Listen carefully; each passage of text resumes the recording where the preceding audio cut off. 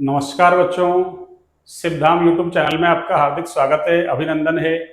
आइए देखिए हम ना उस क्लास को कंटिन्यू करते हैं ना, जो हमारा राउल्ट का नियम चल रहा था ना। हमने वाष्पशील विलेय युक्त विलयन की वाष्पदाब की गणना कर ली थी है ना, जिसमें लास्ट में फॉर्मूला आया था ना, जैसे पी एस बराबर ये तो पी नॉट बी या पी नॉट ए में से कोई सा एक लिख लो ना। किसी एक का शुद्ध अवस्था का वाष्पदाब तो मूलंश दूसरे का, और जिसका मूलंश उसी की शुद्ध अवस्था की वाष्पदाब में से दूसरे का वाष्पदाब आपको घटाना है ना।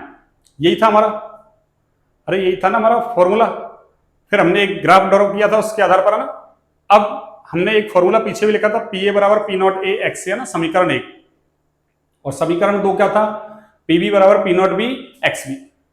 अब उन दोनों को अपना ना मिला के और एक संयुक्त ग्राफ बनाते हैं ना, उसको बोलते हैं कंपाउंडरी ग्राफ। तो क्या कहेंगे देखिए, अब देखिए, हाँ जी, देखिए क्या कहेंगे अपन, समीकरण एक से, समीकरण एक से, समीकरण एक से क्या होगा देखिए आप, पी ए बराबर क्या था अपने पास, अरे पी नॉट ए एक्स ए, ठीक है ना। और ऐसे समीकरण दो से क्या कह सकते हैं अपन, सुनिए, समीकरण दो से, और समीकरण दो था हमारा पीबी, पीबी बराबर क्या है बच्चों, पी नॉट बी और एक्स बी। ऐसा हमने राउल्ट के नियम से लिखा था, समीकरण एक और समीकरण दो, ठीक है ना। अब सुनिए क्या होगा, हाँ जी, अब सुनिए क्या होगा आगे। इससे मैं है ना ग्राफ ड्रॉ करना चाह रहा हूं ना। क्या देखिए ग्राफ क्या होगा, सुनिए आप, यानी वही y equal to m x, ये वाला समीकरण लग रहा है अपना ना, इससे कंपेयर कर लिया अपन ने, वही y equal to m x, ये लीजिए y equal to m x. अब मैं एक ग्राफ ड्रॉ कर रहा हूं ना, मैं एक ग्राफ ड्रॉ कर रहा हूं बच्चों ना। देखिए ग्राफ क्या है, सुनिए, ये ग्राफ ड्रॉ कर लेते हैं अपन ना। कितने, दो ग्राफ हो गया ना आपके। इधर देखिए आप क्या लोगे, हाँ जी, इधर तो देखिए वाई एक्सिस पे तो किसको लेना है आपको, पी ए, और एक्स एक्सिस पे किसको लेना है आपको, एक्स ए को। एक्स ए का मतलब ए का मोलंस। ऐसे यहां पे किसको लेना है आपको, पीबी को, और यहां पे किसको लेना है आपको, एक्स बी को। अब देखिए ग्राफ कैसा बनेगा, सुनिए ग्राफ कैसा बनेगा, सुनिए अब, हाँ जी, देखिए ग्राफ ऐसा बनेगा ना, कैसा, अपन ने सीखा है ना y equal to m x, है ना, यानी स्लोप पॉजिटिव है, साथ में अंतःखंड नहीं है ना, तो ग्राफ कहां से जाता है, मूल बिंदु से। कहां से जाता है बच्चों, मूल बिंदु से। तो मुझे कहां से भेजना है ग्राफ, अरे मूल बिंदु से, यानी यहां से ग्राफ जाएगा आपका ऐसा। ऐसे यहां भी आपका ग्राफ ऐसा जाएगा ना, ये लीजिए, ये y equal to m x वाले ग्राफ हो गए दोनों के ना। अब अपन क्या करें, अरे इन दोनों ग्राफ को मर्ज कर दें, दोनों ग्राफ को क्या कर दें बच्चों, अरे मर्ज कर देते हैं ना। मर्ज का मतलब अरे दोनों को मिला देते हैं ना।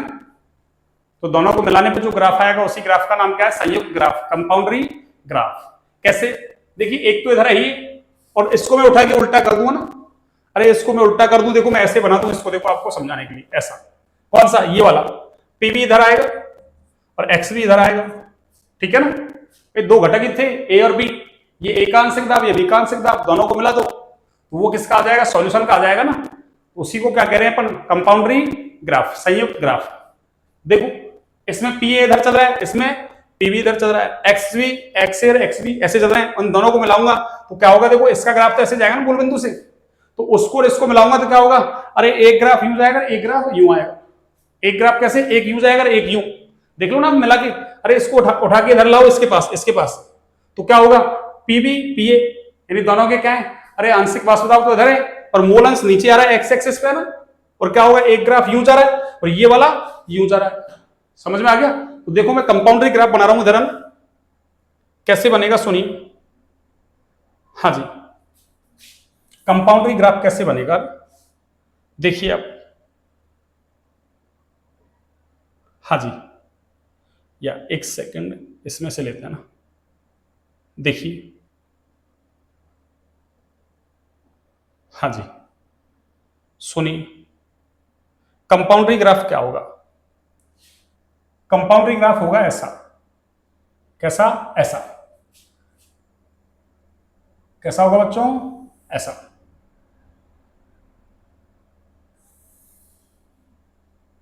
ये लीजिए,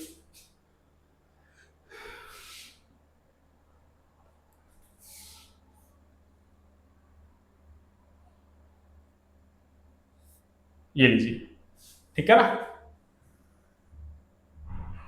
ये लीजिए। अब सुनिए, अब काम की बात है ना।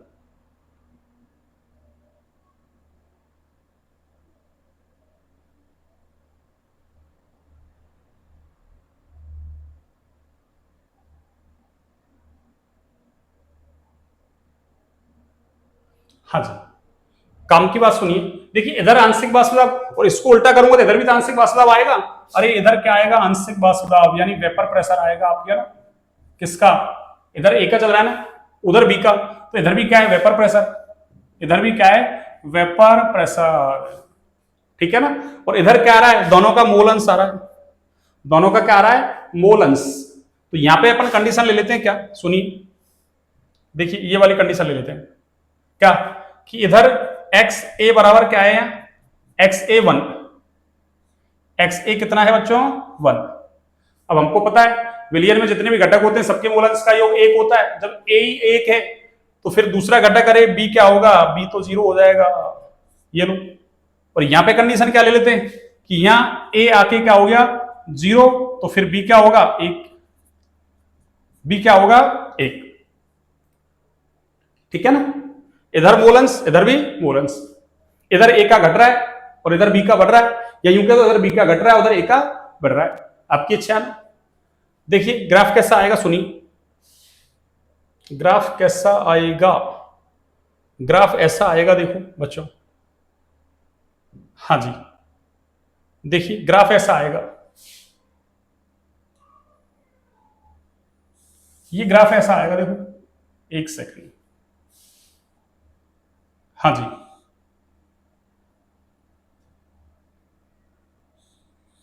ग्राफ ऐसा आएगा ना, ऐसा।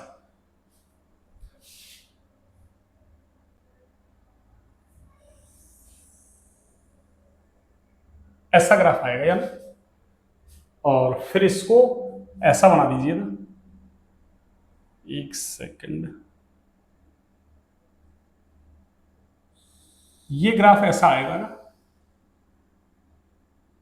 ये लीजिए, ये ग्राफ ऐसा आएगा ना।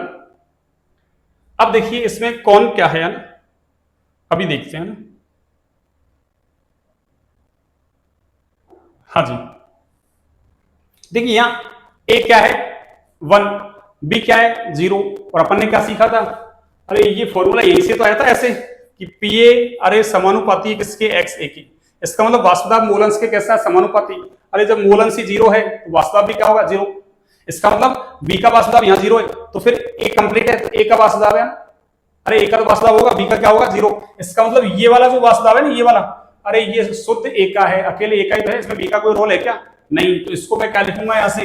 अरे ये किसका है बच्चों? अरे ये ए का शुद्ध अवस्था का वास्तव है, जो हम पी नॉट ए लिखते हैं ना। ठीक है ना? अब देखो इधर जा रहे हैं, ए का अरे मोलंस घट रहा है, और देखो मोलंस घटेगा तो वास्तव भी क्या होगा? घटेगा। अरे पहले देखो ए का इतना था, अब देखो अरे मोलंस को बढ़ाओ तो देखो ये कहां जाके टच कर रहा है? अरे ऐसे टच कर रहा है, नहीं कर रहा है क्या? तो देखो वास्तव घट गया, और मोलंस बढ़ाएंगे और वास्तव घटेगा। और इधर जाके देखो ए 0 हो गया, अरे सॉरी एक्स ए है ना, ए का मोलंस 0, तो इसका वास्तव भी क्या हो गया? अरे 0 हो गया ना। अरे इधर वास्तव भी चल रहा है, इधर वास्तव, तो ए का वास्तव 0 हो गया। यहां देखो बी क्या है? 0, तो देखो बी का वास्तव भी 0। इधर गए बी का ये मोलंस बढ़ा तो बी का वास्तव भी बढ़ गया। दोबारा सुन लो, दोनों के मोलंस का योग 1, जब इसका मोलंस 0 तो वास्तव भी 0। तो फिर ये जो वास्तव आ रहा है ना, यहाँ पे इस मोलंस पे ये जो वास्तव आ रहा है ये किसका है? ए का। और इस मोलंस पे जो वास्तव आ रहा है वो किसका? बी का। क्यों? ए तो 0 है ना, ए का मोलंस 0 तो वास्तव भी 0। अब देखो ए का मोलंस 1 था तो वास्तव इतना था। अब क्या हुआ? इधर गए ए का मोलंस घट रहा है तो देखो ए का वास्तव भी घट रहा है, और जब ये जीरो हुआ मोलेंस तो वास्तव भी क्या हो गया, जीरो। और देखो बी का मोलेंस जब जीरो है तो वास्तव कैसा है बी का, जीरो।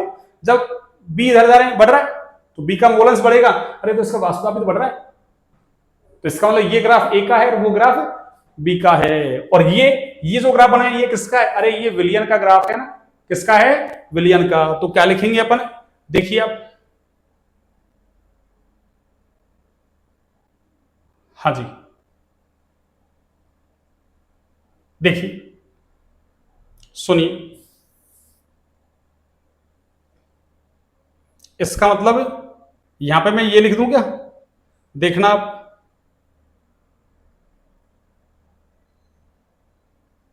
हाँ जी। तो इसका मतलब ये वाला ग्राफ किसका है, ए का।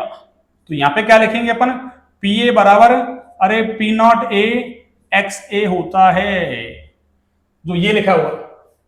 और ये ग्राफ किसका है, बी का। तो क्या लिखेंगे यहां से कि पी बी बराबर क्या होता है बच्चों, पी नॉट बी और एक्स बी होता है, बताइए। और वो किसका हो गया, अरे वो सॉल्यूशन का हो गया ना, विलियन का। तो विलियन का वास्तव क्या होगा, सुनिए, पीएस बराबर क्या होगा, चाहो तो पीए प्लस पीबी, डाल्टन के आंशिक दाब के नियम से लिखा था हमने, है ना, कि विलियन का कुल वास्तव क्या होगा, अरे उसके घटकों की वास्तवों के योग के बराबर। तो पीए प्लस पीबी लिख दो या पीए प्लस पीबी की वैल्यू लिख दो, है ना। तो ये क्या हो जाएगा आपके P naught A x A plus P naught B x B. और इस ग्राफ का नाम क्या है, अरे इस ग्राफ का नाम क्या है बच्चों, इस ग्राफ का नाम है कंपाउंडरी ग्राफ, है ना, संयुक्त ग्राफ। कौन सा ग्राफ, संयुक्त ग्राफ।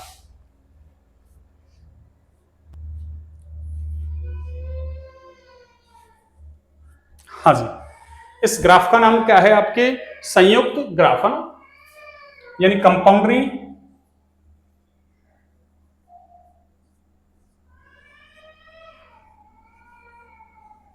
कंपाउंडरी ग्राफ। ये कौन सा ग्राफ है आपके, कंपाउंडरी ग्राफ, है ना। कौन सा ग्राफ है बच्चों, कंपाउंडरी ग्राफ, ठीक है ना, संयुक्त ग्राफ। तो ये तीनों ग्राफ आपको समझ में आ गए होंगे ना। अब हम पढ़ते हैं क्या, कि अवाष्पशील विलेय युक्त विलयन का वास्तव किसकी सहायता से कैलकुलेट करेंगे, राउल्ट के नियम की सहायता से। तो देखिए अगला क्या है अपना टॉपिक, अगला टॉपिक है अपना, हाँ जी देखिए, अवाष्पशील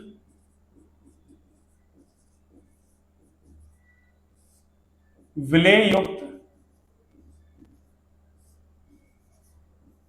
अवाष्पशील विलेय युक्त विलयन का वाष्प दाब।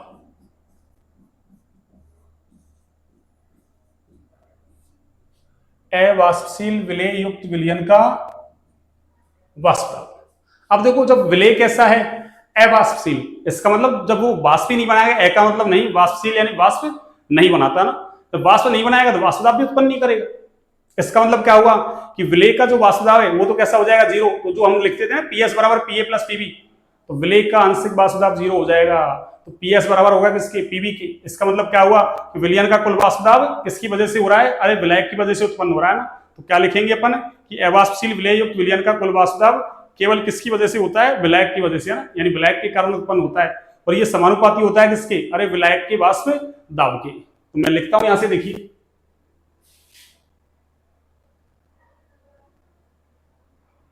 हाँ जी, अवाष्पशील, ये चलिए दूसरे से लिखता हूं मैं ना, एक मिनट,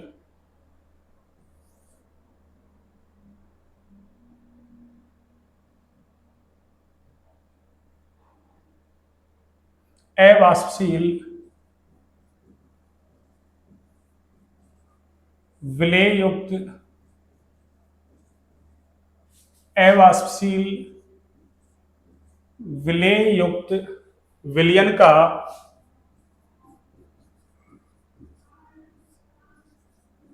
वाष्प दाब केवल विलायक के कारण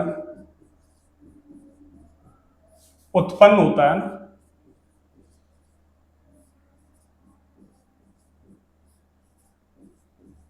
तथा यह विलायक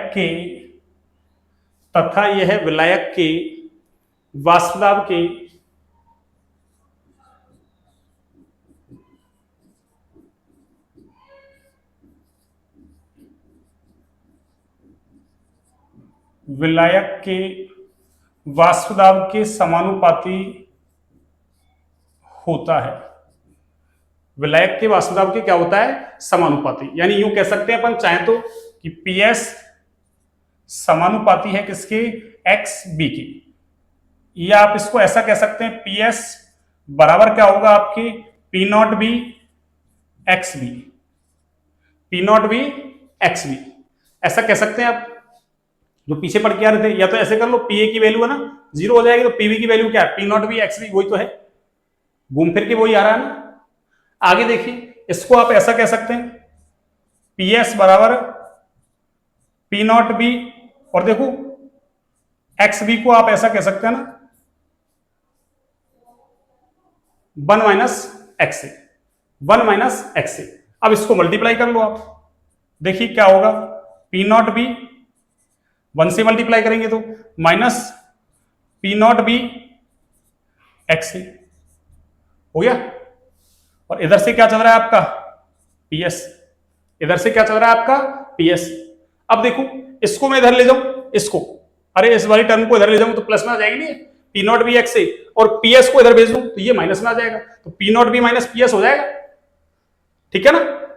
अरे देखिए, इसको मैं एक बार इधर लिख दूं, देखिए ये ऐसा हो जाएगा P0B XA। इसको इधर लिया और इसको इधर ले जाओ तो बराबर क्या होगा? अरे P0B माइनस PS, ऐसा होगा। और अब क्या करूं मैं? अरे इस P0B का भाग लगा दूं, P0B का भाग लगा दूं तो क्या होगा? P0B minus PS upon P0B बराबर XA हो जाएगा ना।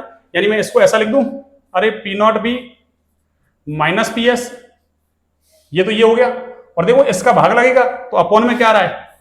P0 अरे B, और बराबर क्या होगा? XA। ये आपको याद रखना ना।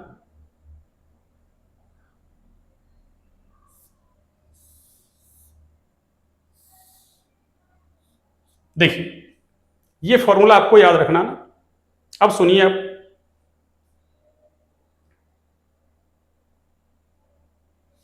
या एक सेकंड सुनिए, मैं इसको हटा दूंगा ना, ये लो,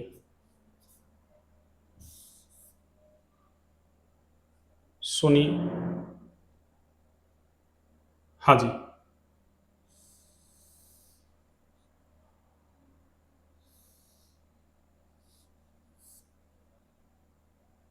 एक सेकंड,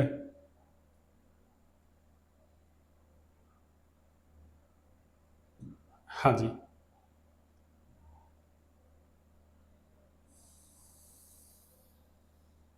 ये लो, ये बॉक्स में बंद हो गया ना फॉर्मूला। ठीक है ना?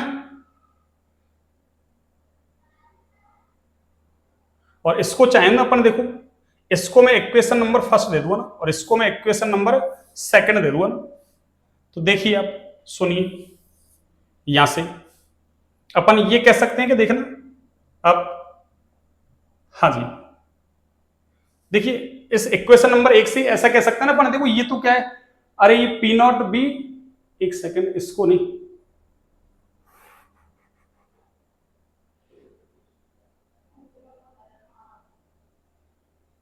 एक स्टेप ये है ना, इसको एक नंबर नहीं है ना, इसको एक नंबर नहीं दे रहे हैं ना, चलो इसको एक नंबर नहीं है ना,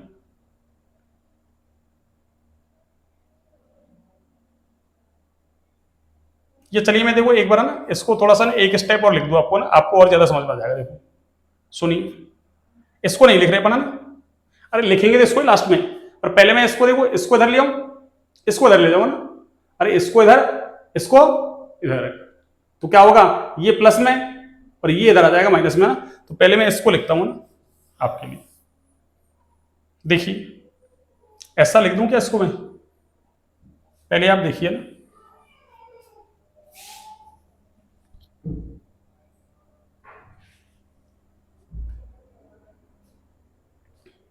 हाँ जी,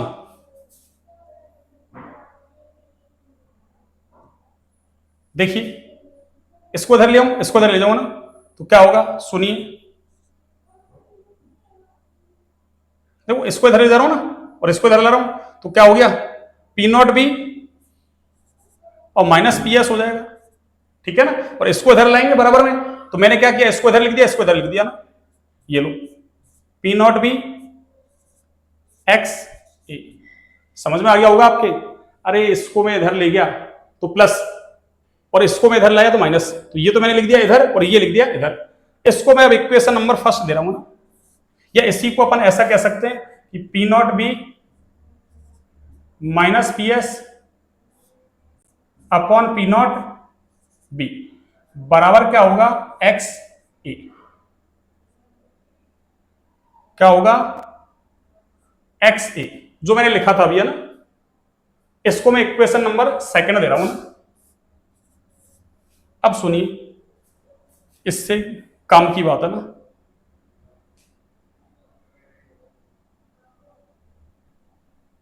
हाँ जी, ये लीजिए, हो गया। अब सुनिए आप आगे,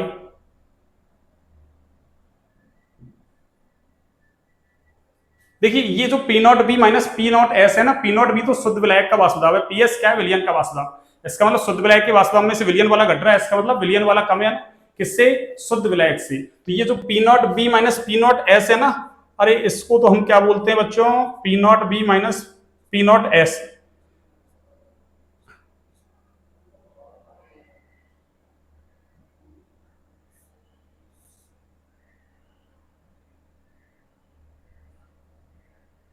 एक सेकेंड, देखिए इसको तो हम क्या बोल रहे हैं, P naught B minus P not S, ये है आपका वाष्पदाब में, वाष्पदाब में अवनमन। अवनमन का मतलब कमी, क्यों, अरे शुद्ध विलायक था और उसमें आपने अवाष्पशील विलय मिला दिया, तो जो विलयन बना उसका वाष्पदाब घट गया। तो ये क्या है, विलयन का वाष्पदाब शुद्ध विलायक से कम है, जितना कम है वो वाष्पदाब में क्या है, कमी, यानी अवनमन, कमी को अवनमन बोलते हैं ना। और ये जो है ना, ये वाला, एक सेकंड है ना, एक सेकंड,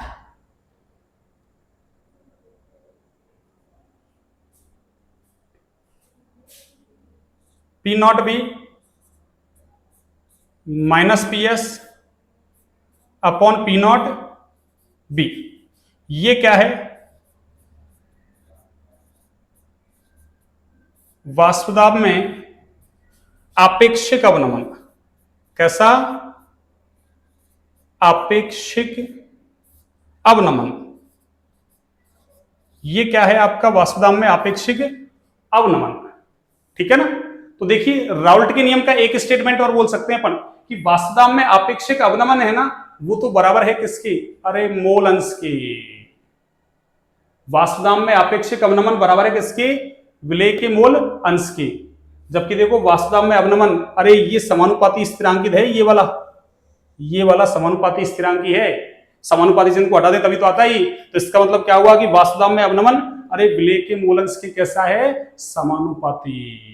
तो क्या लिख सकता हूं मैं यहां से, देखना आप नेक्स्ट स्लाइड में, कि वाष्पदाब में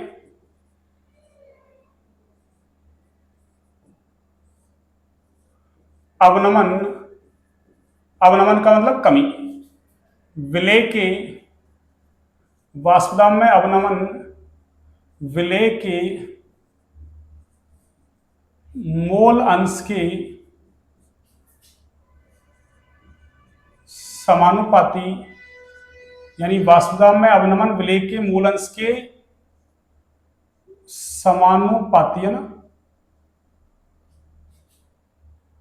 वाष्पदाब में अवनमन विलय के मूल अंश के कैसा है, समानुपाती है ना।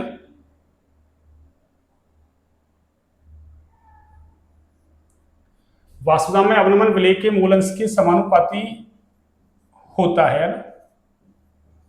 ठीक है, ये लो। अब राउल्ट नियम का वैकल्पिक कथन क्या कह सकते हैं ना, देखो सुनिए, राउल्ट नियम का वैकल्पिक कथन क्या है, यानी विकल्प के तौर पर। राउल्ट का नियम तो वही था, एक वैकल्पिक है ना, अरे विकल्प के तौर पर दूसरी तरीके से ऐसे कह सकते हैं ना, यानी राउल्ट नियम का वैकल्पिक कथन। कौन सा बच्चों? वैकल्पिक कथन। एनसीईआरटी में लिख रखा है आपके ना, वैकल्पिक कथन क्या है? देखिए राउल्ट नियम का वैकल्पिक कथन है आपके ये, कौन सा? ये कि वाष्पदाब में आपेक्षिक अवनमन, अरे P naught B minus P not S upon P naught B, यानी वाष्पदाब में अवनमन तो है किसके सापेक्ष? विलायक की शुद्ध अवस्था में वाष्पदाब के सापेक्ष, उसको बोलते हैं वाष्पदाब में आपेक्षिक अवनमन। जबकि उसको वाष्पदाब में अवनमन वो समानुपाती है विलेय के मूल अंश के, जबकि ये बराबर है किसके? विलेय के मूल अंश के। दोनों में फर्क है ना, ठीक है ना। इसको पढ़ेंगे अभी अपन आगे जाके ना फिर से। तो क्या होगा कि वाष्पदाब में आपेक्षिक अवनमन, आपेक्षिक अवनमन,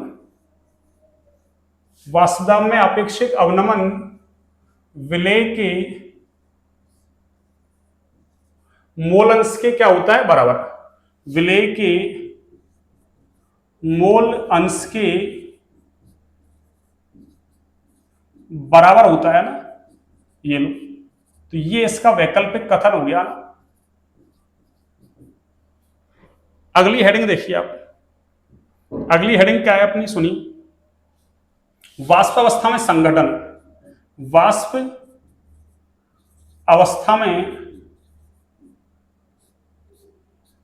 संघटन, और कल पढ़ेंगे हम है ना क्या, न्यूमेरिकल्स वगैरह करेंगे इसके ना, यानी कंप्लीट इसको कल करेंगे ना, न्यूमेरिकल्स वगैरह ना।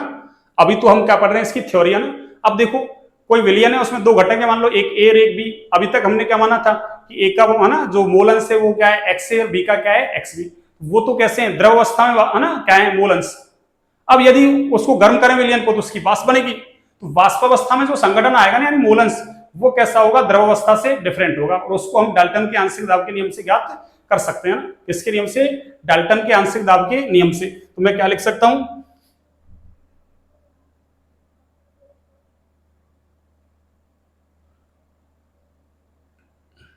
हाँ जी,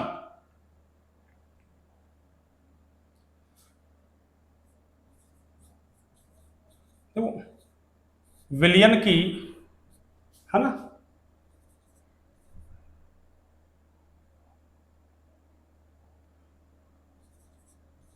द्रव अवस्था में, एनसीईआरटी अवस्था को वैसे प्रावस्था लिखती है ना, फेज। तो विलयन की द्रव अवस्था में घटकों की मोल अंश, मोल अंश एक्स ए व एक्स बी हो तो इसकी इसकी मतलब विलयन की वाष्प प्रावस्था में, अवस्था बोलो प्रावस्था बोलो ना, एक ही बात है। तो इसकी वाष्प अवस्था में संघटन क्या होगा? भिन्न होगा ना, भिन्न होगा। माना कि होगा, माना कि यह वाष्प अवस्था में संगठन को अपन बाई ए व बाई बी मान लेते हैं ना, बाई ए व बाई बी है, ठीक है ना। तो डाल्टन के आंशिक दाब से नियम, दाब के नियम से क्या कह सकते हैं, है ना, है। एक सेकंड देखिए, है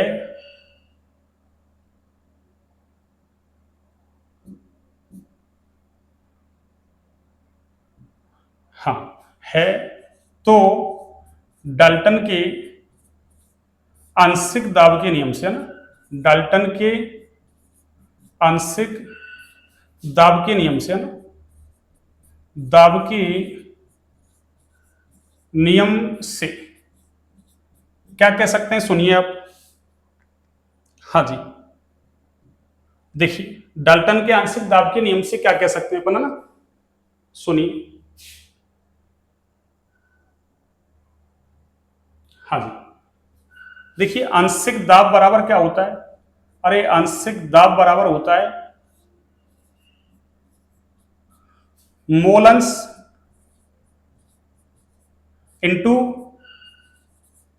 कुल दाब। अब चूंकि यहां तो हम विलियन पढ़ रहे हैं, ये तो गैसों के लिए है ना, तो विलियन पढ़ रहे हैं, ध्यान क्या होगा, विलियन का वाष्प दाब आ जाएगा कुल दाब की जगह ना। तो क्या होगा, देखो आंशिक दाब, यानी मान लो ए का आंशिक दाब क्या होता है, अरे पी बराबर क्या होगा मोलन्स, तो वाष्पावस्था में मोलन्स क्या होता है बाई ए, और कुल दाब क्या होता है विलियन का कुल वाष्प दाब, अरे पी एस। तो देखो बाई ए निकालना मुझे, तो बाई ए बराबर क्या होगा, अरे पी ए अपॉन, अरे पी एस होगा बच्चों, P A upon P S, समीकरण नंबर 1, ठीक है ना। ऐसे ही क्या कह सकते हैं, पीबी बराबर क्या होगा, पीबी बराबर, अरे बाई बी, अरे बी का आंशिक दाब बराबर क्या होगा, वी का वास्तवावस्था में मोलन्स इनटू उसका कुल दाब, तो कुल दाब तो किसका लेंगे यहाँ विलियन का लेंगे ना, पी एस। तो वही बाई बी बराबर क्या होगा, अरे बाई बी बराबर क्या होगा बच्चों, पीबी अपॉन पी एस, समीकरण नंबर 2।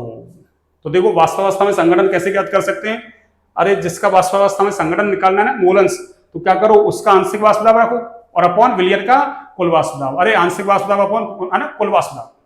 वही मोलन्स की तरह एक तरीके से, मोलन्स पढ़ा था ना पीछे, self mole upon total mole, तो ऐसे क्या होगा, अरे सेल्फ का आंशिक दाब है ना, आंशिक वाष्प दाब अपॉन टोटल, टोटल का मतलब विलियन का वाष्प दाब। तो ये क्या हो गया फॉर्मूला ना, ये क्या हो गया बच्चों फॉर्मूला। सुनिए आगे, इसको मैं बॉक्स में बंद कर देता हूं ना, ये लो, और ये आपका, ये बॉक्स में बंद कर देता हूं मैं ना, ये लीजिए, ये लीजिए, ये लो, ऐसे इसको भी बंद कर देता हूं ना बॉक्स में, ये लो। धीरे धीरे तो नई टेक्निक इजाद हो जाएगा ना, धीरे धीरे है ना। हाँ मतलब भाई धीरे धीरे बॉक्स वगैरह में बंद करना ना, सब कुछ धीरे धीरे सीख रहे हैं अपन ना, सारा कुछ है ना। तो अब कल इस पर आधारित अपन ना क्वेश्चंस करेंगे, न्यूमेरिकल्स जितने भी है ना सारे। अभी थ्योरी हमने सारी पढ़ लिया ना, थ्योरी हमने कंप्लीट पढ़ लिया ना, अब हम इस पर आधारित क्या करेंगे, कल क्वेश्चन करेंगे ना, और फिर आगे आदर्श और अनादर्श विलियन की तरफ बढ़ेंगे ना। फिर एक स्थिरघाती मिश्रण आएगा ना, फिर उसके बाद विलियन के अनुसंख्यक गुणधर्म, यानी 3 पोर्शन में बांटा था इसको अपन ने ना, एक अपन ने पढ़ लिया, एक चल रहा है, इसमें 2 टॉपिक बच रहे हैं, एक कल वाला और एक उसके आगे वाला, और फिर विलियन के अनुसंख्यक गुणधर्म तीसरा पार्ट चालू हो जाएगा। तो बच्चों क्लास अच्छी लगे तो क्लास को लाइक सब्सक्राइब शेयर करें ना।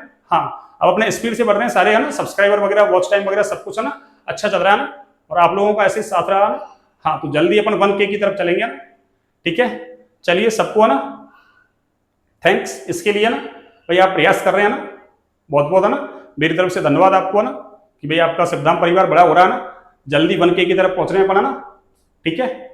इसी तरीके से है ना लाइक सब्सक्राइब शेयर करें, क्लास को अच्छी लगे तो है ना, ठीक है ना।